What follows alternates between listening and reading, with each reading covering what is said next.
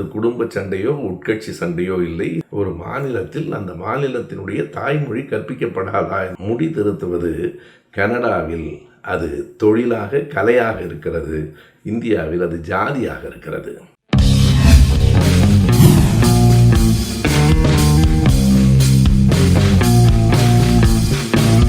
அனைவருக்கும் என் அன்பு வணக்கம். தமிழ்நாட்டின் அரசியலில் மாற்றத்தை ஏற்படுத்துவதற்கான பல முயற்சிகள் நடைபெற்று கொண்டிருக்கின்றன. 30 ஆண்டு கால நண்பர்கள் 30 ஆண்டு காலம் தங்கள் நட்பை மறந்துவிட்டு திடீரென்று நினைத்து கொண்டு தைலாபுரத்திலும் சென்னையிலும் மாறி மாறி சந்தித்து கொண்டிருக்கிறார்கள். கூடவே நண்பர் சைதை துரைசாமியும் வந்து போகிறார். ஒருவேளை அவர் 29 ஆண்டு கால நண்பராக இருக்கலாம். இவைகளை பற்றியெல்லாம் நிறைய பேச வேண்டும். இது குடும்ப சண்டையோ உட்கட்சி சண்டையோ இல்லை. இதற்குள் பொதிந்து கிடக்கிற தமிழ்நாட்டின் அரசியலை, சதி வலை பின்னல்களை பற்றியெல்லாம் நிறைய பேச வேண்டும். அது ஒரு புறம் இருக்க, இன்றைய பதிவு முற்றிலும் வேறு நோக்கத்திற்கானது. கடந்த 1 மாத காலமாக கனடாவிலே இருந்து வருகிற நான் பெற்ற 2 அனுபவங்களை, தமிழ்நாட்டோடும் இந்தியாவோடும் தொடர்புடைய 2 அனுபவங்களை பகிர்ந்து கொள்வதற்காக மட்டுமே இந்த பதிவு. நோவா ஸ்காஷியா மாநிலத்தில் அதனுடைய தலைநகரமான ஹாலிஃபேக்ஸில் நான் இருக்கிறேன். அங்கே இருந்து நாங்கள் குடும்பத்தோடு ஒரு வாடகை காரில் இன்னொரு கடற்கரை நகரமான, அதே நோவா ஸ்காஷியாவிலே இருக்கிற இன்னொரு கடற்கரை நகரமான லுனன்பர்க் என்கிற ஊருக்கு சென்றிருந்தோம். அந்த ஊரில் நாங்கள் பார்த்தவைகள் பெற்றவைகள் அவை ஒரு புறம் இருக்க, அந்த ஊருக்கு போகிற வழியில் இந்த வாடகை காரை ஓட்டி கொண்டு வந்த ஓட்டுநர் ஓர் இளைஞர். அவர் இந்தியாவை சேர்ந்தவர், முகத்தை பார்த்தாலே தெரிந்தது. அவர் இங்கே இருக்கிற டல்ஹவுசி பல்கலைக்கழகத்தில் படித்து கொண்டிருக்கிறார். பகுதி நேரமாக ஓட்டுநராகவும் இருக்கிறார். போகிற வழியில் அவரோடு பேச்சு கொடுத்த போது ஒரு சில செய்திகள் வியப்பாக இருந்தன. இந்தியாவில் எந்த மாநிலம் நீங்கள் என்று கேட்டபோது ஆங்கிலத்திலே அவர் ஐ பிலாங் டு குஜராத் என்று சொன்னார். குஜராத்திலே சூரத்திலே பிறந்தவன் என்றார். நான் அடுத்து அவரை பார்த்து, அப்படியானால் உங்களுக்கு குஜராத்தி, இந்தி, ஆங்கிலம் 3 மொழிகளும் தெரியும் இல்லையா என்றேன். இல்லை குஜராத்தி எனக்கு தெரியாது என்றார். சட்டென்று நிறுத்தி, உங்கள் தாய்மொழி எது? குஜராத்தி என்றார். குஜராத்தி தெரியாது என்கிறீர்களே? ஆம், எனக்கு குஜராத்தி தெரியாது. ஏதாவது பேசினால் கொஞ்சம் புரிந்து கொள்ளுவேன். எல்லாவற்றையும் அவர் ஆங்கிலத்தில் சொல்லுகிறார். இந்தி தான் எழுத படிக்க தெரியும். பிறகு ஆங்கிலம் கற்றுக்கொண்டு இங்கே வந்திருக்கிறேன். எனக்கு வியப்பாக இருக்கிறது. ஒரு மாநிலத்தில் அந்த மாநிலத்தினுடைய தாய்மொழி கற்பிக்கப்படாதா என்று கேட்டால், ஆங்கிலம் கூட நான் தனியாக அப்பா என்னை கொண்டு போய் ஒரு பிரிட்டிஷ் பள்ளியில் சேர்த்து விட்டதால் கற்றுக்கொண்டேன். இல்லையானால் அங்கே ஒரு மொழி மட்டும்தான், இந்தியை தான் சொல்லிக் கொடுப்பார்கள். எவ்வளவு பெரிய கொடுமை என்பதை எண்ணி பாருங்கள். அதாவது தாய்மொழியும் பயிற்றுவிக்கப்படுவதில்லை, அது விருப்ப பாடமாம். இது தாய்மொழி விருப்ப பாடம், ஆனால் இந்தி கட்டாய பாடம். ஆங்கிலம் இருக்கிறதே தவிர அதில் கூடுதலாக கவனம் செலுத்துவதில்லை. பிரிட்டிஷ் பள்ளியிலே படித்ததனால் அதன் காரணமாக ஆங்கில அறிவு பெற்று இன்றைக்கு கனடாவில் வந்து டல்ஹவுசி பல்கலைக்கழகத்திலே படித்து கொண்டு இன்றைக்கு இந்த ஓட்டுநராகவும் இருக்கிறார். அவருடைய பெயர் ஜியான் என்று அவர் சொன்னார். அவர் இப்படி சொல்லுகிற போது எனக்கு சட்டென்று நினைவுக்கு வந்தது 2015 ஜூலை குஜராத்திலே நடந்த அந்த மிகப்பெரிய கலவரம். அது பட்டேல் சமூகத்தினர் தங்களுக்கு இடஒதுக்கீடு கேட்டு நடத்திய போராட்டம், மிக கடுமையான போராட்டம். அது ஏறத்தாழ 1 மாத காலம் நீடித்தது. நாம் எதனை கவனிக்க வேண்டும் என்றால், பட்டேல் சமூகத்தினர் சமூக தளத்தில் மேல் இடத்திலே தான் இருக்கிறவர்கள். அவர்கள் ஒன்றும் ஒடுக்கப்பட்டவர்கள் இல்லை, தீண்டத்தகாதவர்கள் இல்லை. அவர்கள் ஏறத்தாழ தங்களை மேல் ஜாதியினர் என்று கருதி கொண்டிருக்கிறவர்கள். பிறகு அவர்கள் ஏன் போராட்ட களத்திற்கு வந்தார்கள்?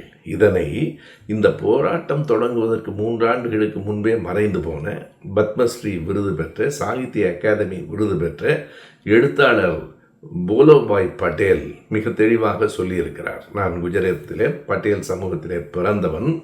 இங்கே இருக்கிறவர்கள் எல்லோருமே பொருளாதார நிலையிலும் சமூக நிலையிலும் உயர்ந்திருக்கிறார்கள். ஆனால் இங்கே யாரும் ஆங்கிலத்தை சரியாக படிப்பதில்லை. தாய்மொழியும் ஆங்கிலமும் சரியாக தெரியாது, இந்தி தான் திணிக்கப்படுகிறது.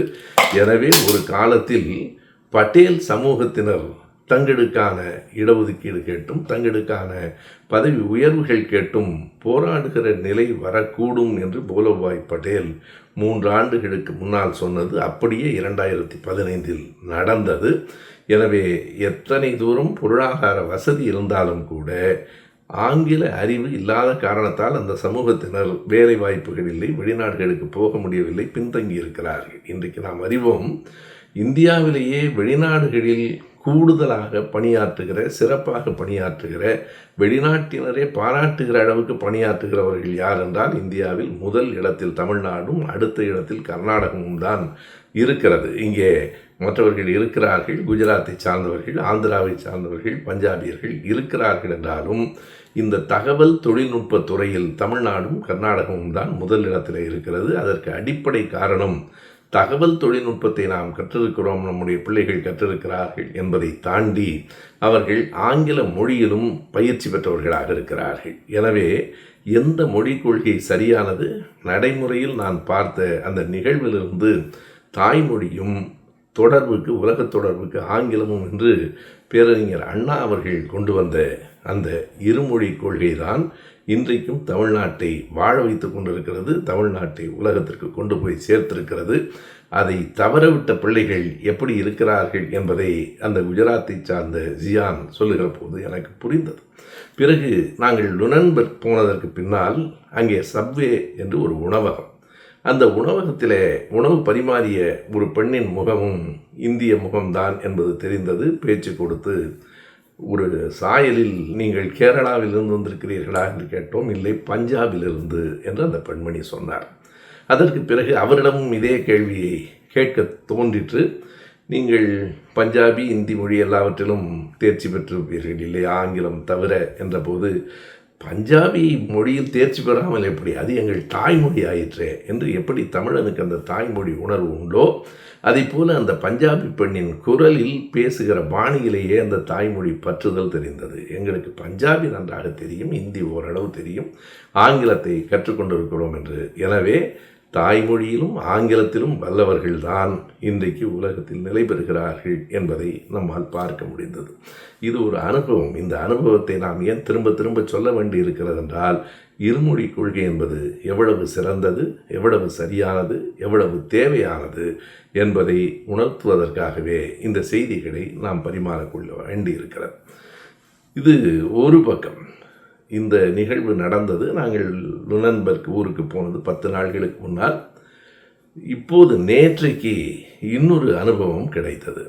நாங்கள் தங்கியிருக்கிற அதே ஹாலிஃபேக்ஸில், அங்கே எங்களுடைய மகன் வீடு இருக்கிறது. ஹாலிஃபேக்ஸில் எங்கள் பேத்தி படிக்கிற ஒரு கல்லூரியை பார்க்க வேண்டும் என்று அங்கே போயிருந்தோம். ஒரு மிகப்பெரிய கல்லூரியினுடைய கட்டிடம், மிக அழகான கட்டிடம். அதிலே என்எஸ்சிசி என்று எழுதப்பட்டிருந்தது. அதாவது நோவா ஸ்காஷியா கம்யூனிட்டி காலேஜ் என்பது அதனுடைய விரிவு.